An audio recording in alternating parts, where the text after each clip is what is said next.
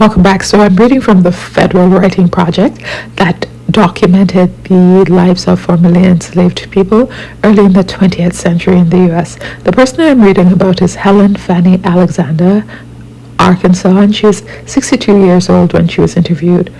I was an orphan child. My mother-in-law told me during slavery she was a field hand. One day the overseer was going to whoop one of the women about something or the other, and all the women started with the hose to him and roared him clear off the field. They would killed him if he hadn't got out the way. She said the master hadn't put an overseer over them for a long time.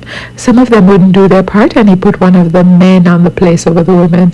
He was a colored foreman. The women worked together and the men worked together in different fields. My mother-in-law was named Alice Drummond. She said that she would cut the hoe cakes in half and put that in your pan, then pour beef stew on top.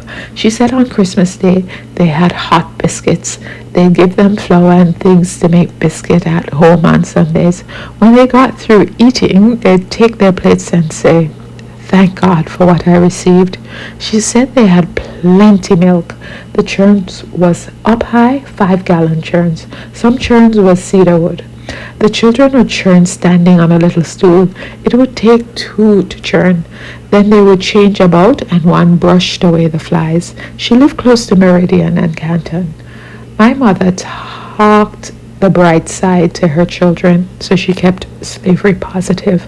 She was born in Tennessee. She had 2 older sisters sold from her. She never seen them no more. They was took to Missouri. Mother was never sold. She was real bright color, very light skin. She died when I was real little. From what I know, I think my parents was industrious. Papa was a shoemaker. He worked on Sunday to make extra money to buy things outside of what his master gave him for his family. Now I can remember that much. My papa was a bright color like I am, but not near as light as Mama.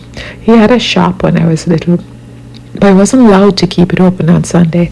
I heard him tell about working on Sundays during slavery and how much he made sometimes. He tanned his own leather. I went to Mississippi and married. Folks got grown earlier than they do now, and I married when I was a young girl, about 17. We come to Arkansas. I sewed for white and colored.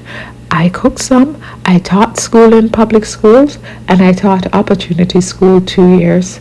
I had a class at church in the day and a schoolhouse at night. I had 2 classes. John Hayes was Mama's owner in Tennessee. So you see the value of working hard to them, it becomes centered. Thank you.